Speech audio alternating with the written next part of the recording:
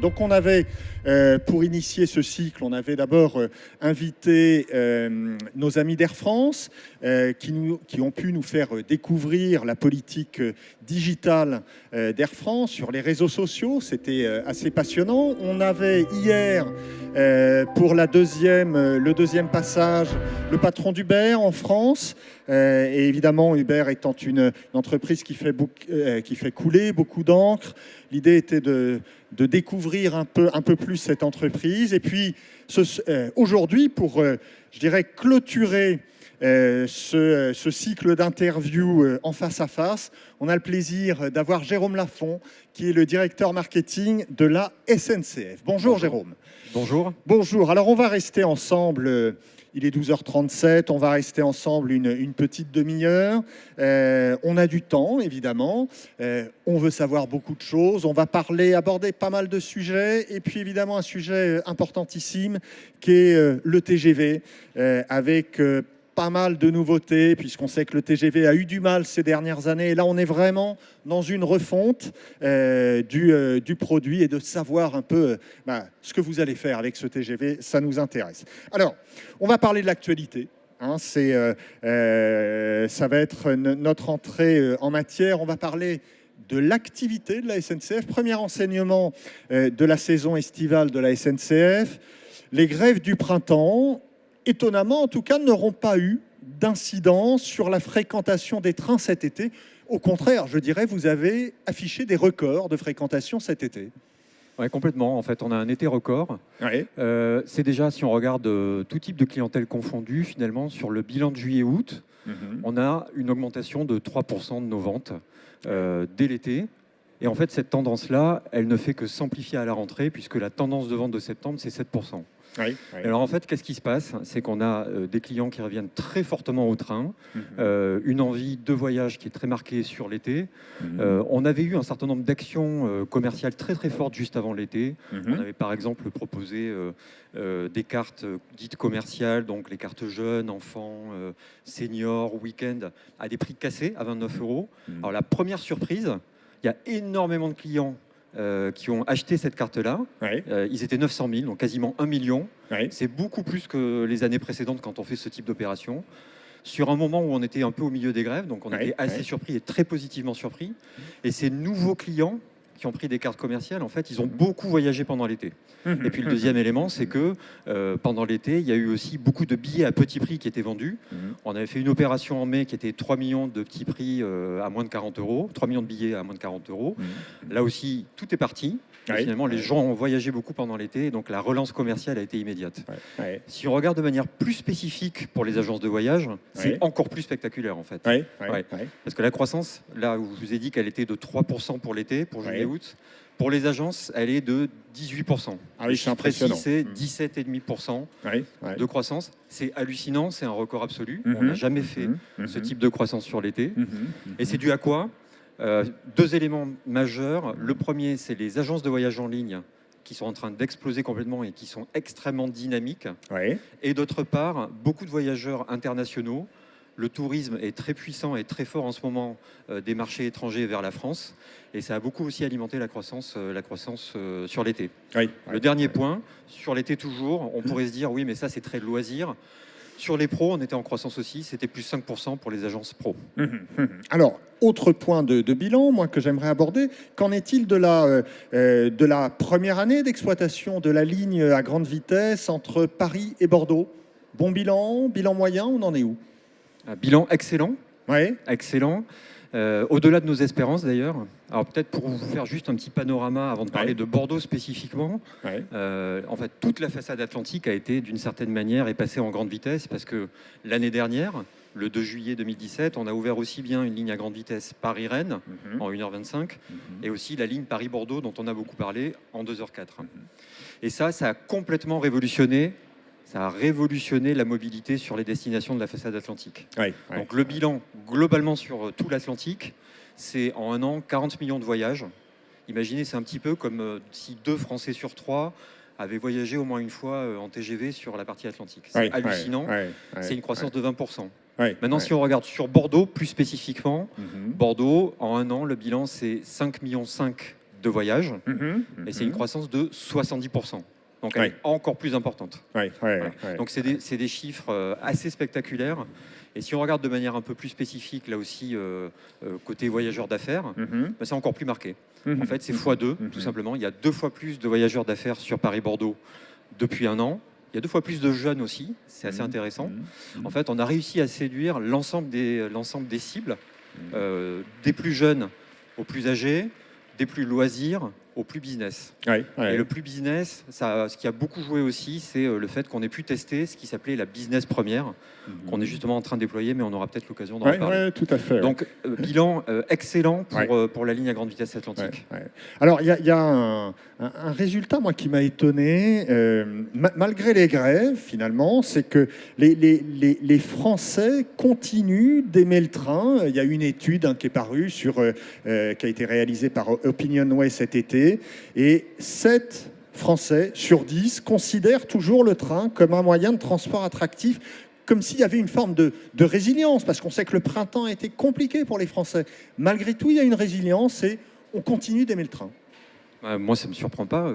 Tout le monde aime le train. Alors parfois, on aime bien critiquer un petit peu, mais je pense que les Français ont un vrai attachement au train.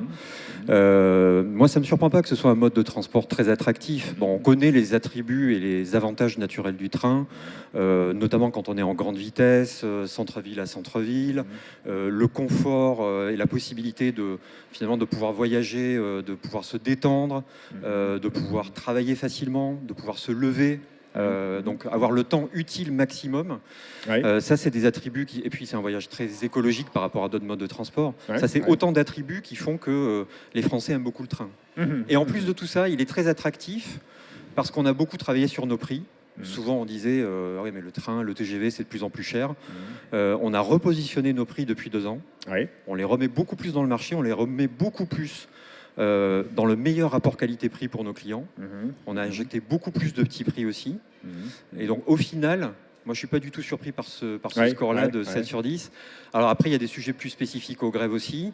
On a eu une attention particulière sur la période des grèves, même si elle était compliquée pour nos clients, à changer la manière dont on raisonnait, dont on fonctionnait.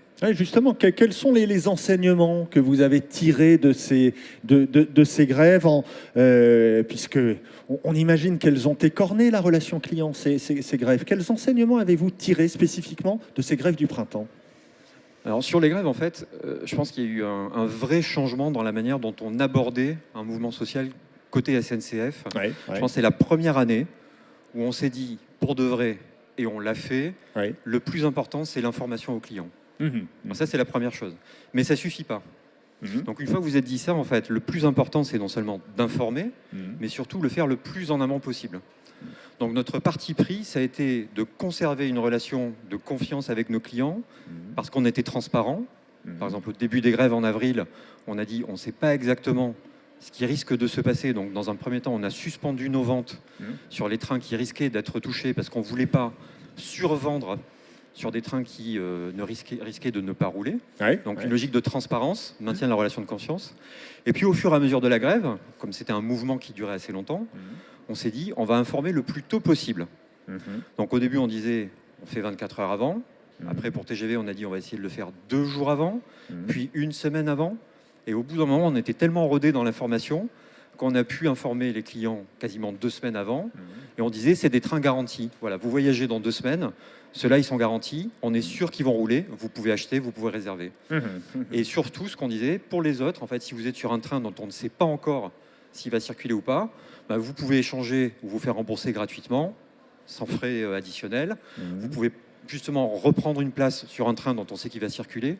Donc, on a finalement fait en sorte d'informer le mieux possible et puis aussi d'aider les clients à s'organiser le mieux possible. En fait, c'était ça.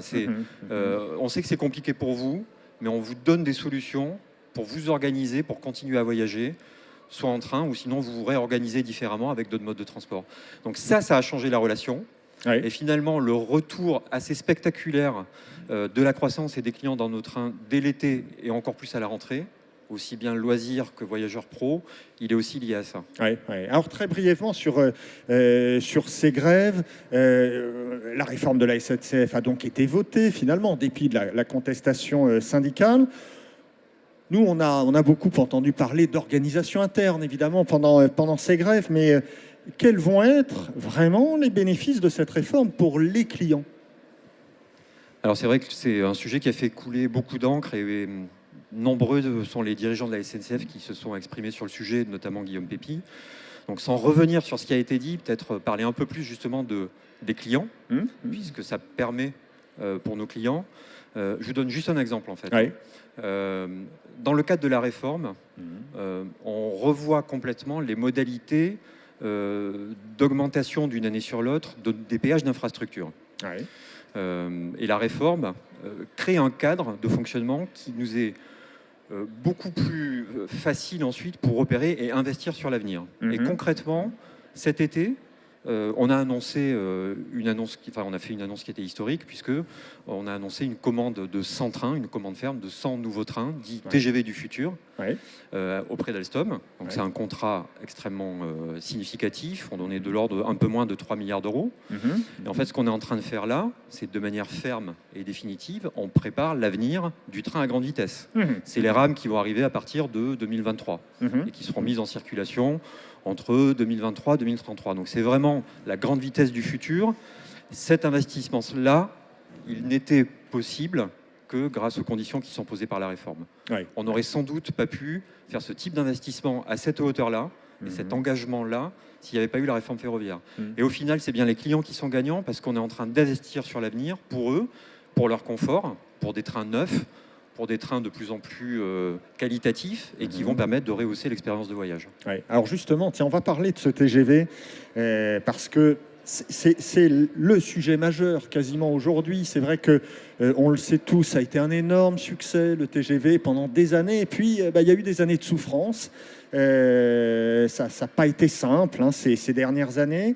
Et vous avez décidé, en tout cas, d'en modifier l'offre avec d'un côté une offre très identifiée, low cost, qu'on appelle Ouigo, et de l'autre, une nouvelle offre. Alors là, moi, j'aimerais bien qu'on insiste sur cette nouvelle offre parce qu'on n'en sait encore pas grand-chose. Cette nouvelle offre que vous avez baptisée Inouï. Et j'aimerais savoir, donc, cette nouvelle offre Inouï, en quoi elle se distingue finalement de l'offre TGV traditionnelle précédente. Alors effectivement, on a une stratégie qui est extrêmement claire. La stratégie, c'est de donner le choix aux clients. Et donner les choix, ça veut dire quoi? C'est avoir une offre qui est claire, qui est simple, qui est lisible. D'un côté, vous avez Ouigo, une proposition low cost, des tout petits prix à partir de 10 € pour les adultes, 5 € pour les enfants. Et sur Ouigo, vous êtes sur le basique de la grande vitesse. C'est quelque chose qui se développe, qui marche très très bien. 13 millions de clients cette année, avec une ambition de 26 millions de clients d'ici 2020. Donc ça, c'est Ouigo.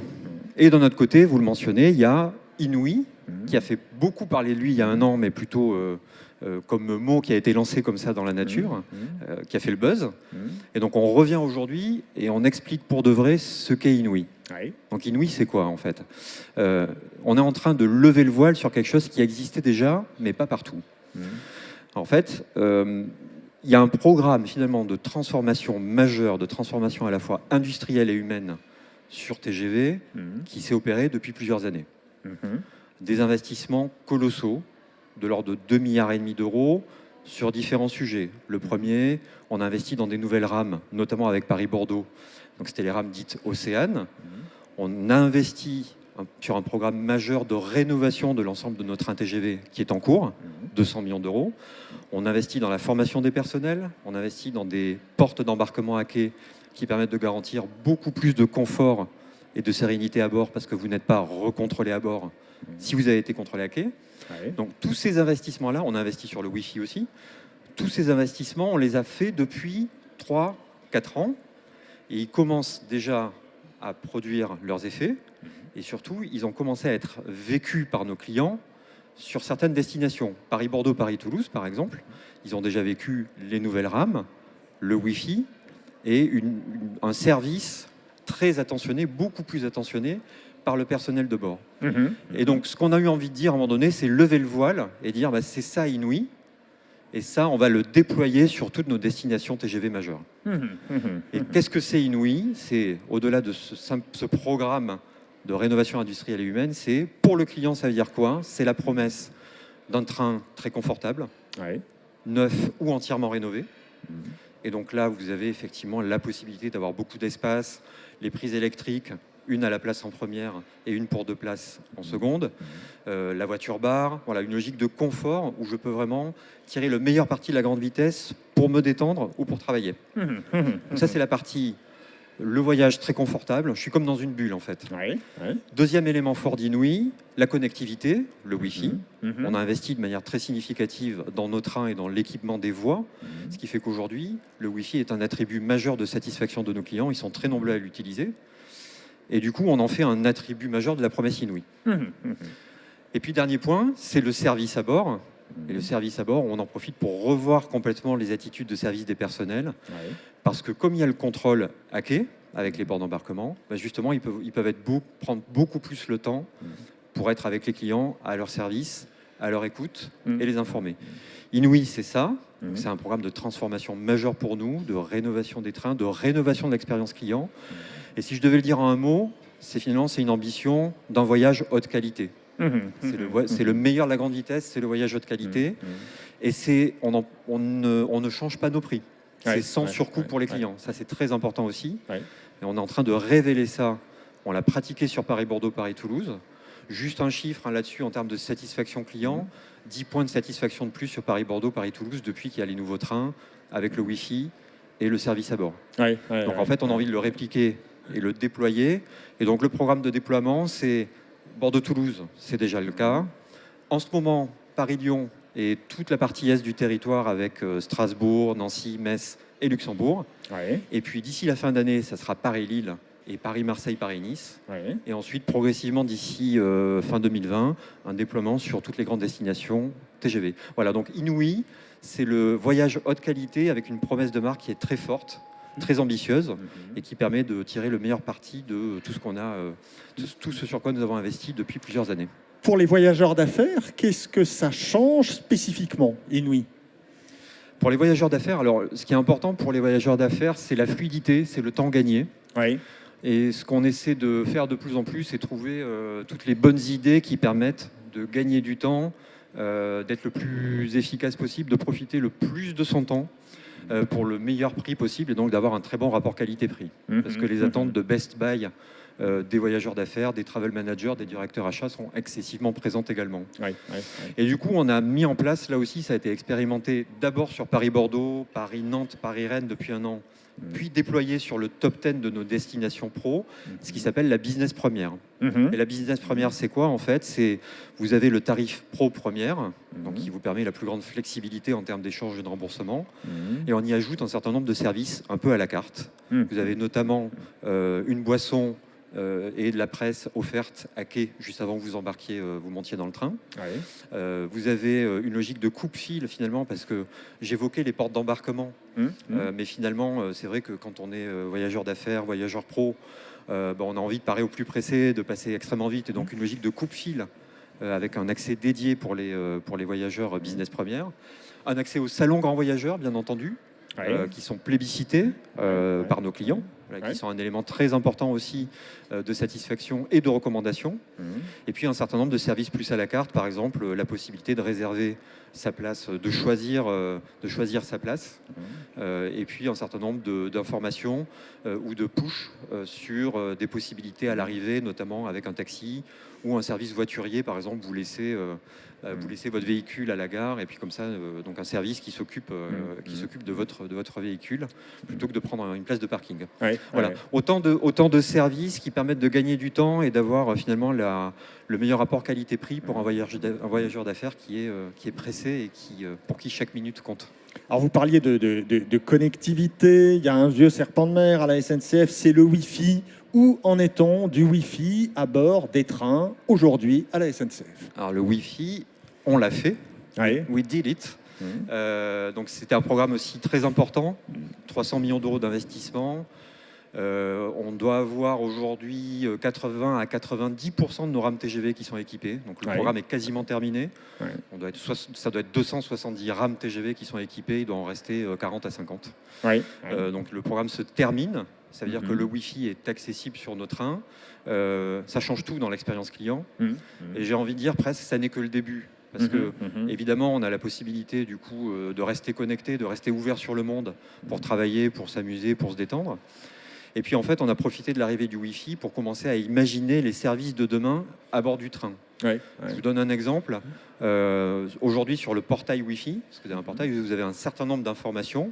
Informations sur le trafic, sur votre voyage, sur si vous avez une situation perturbée, voir un petit peu quel est le retard.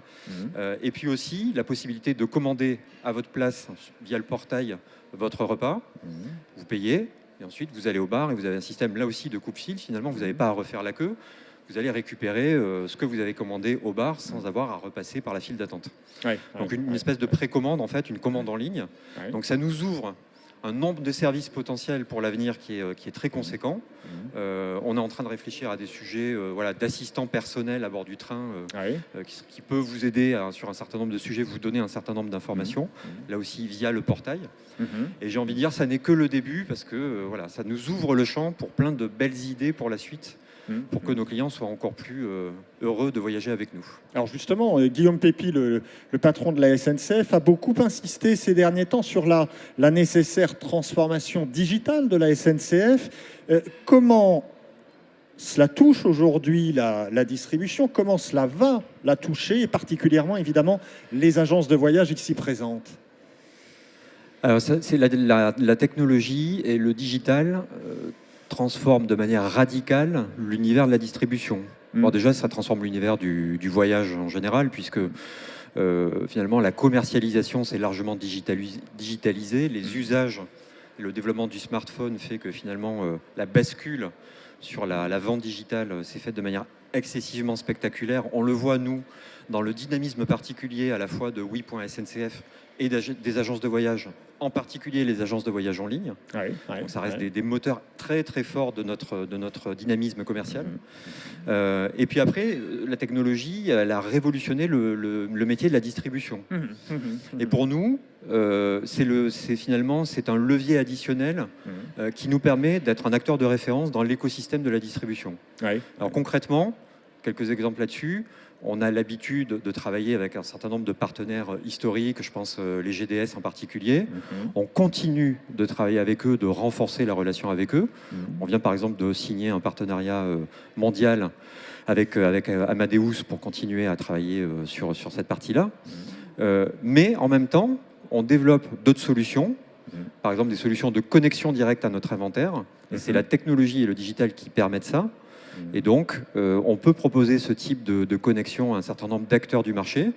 C'est ce qu'on a fait, par exemple, avec des agences de voyage. Donc, on le fait avec Trendline, on l'a fait avec Travel Planet. On est en train de nouer des partenariats avec GoEuro et un Chinois qui s'appelle Ctrip.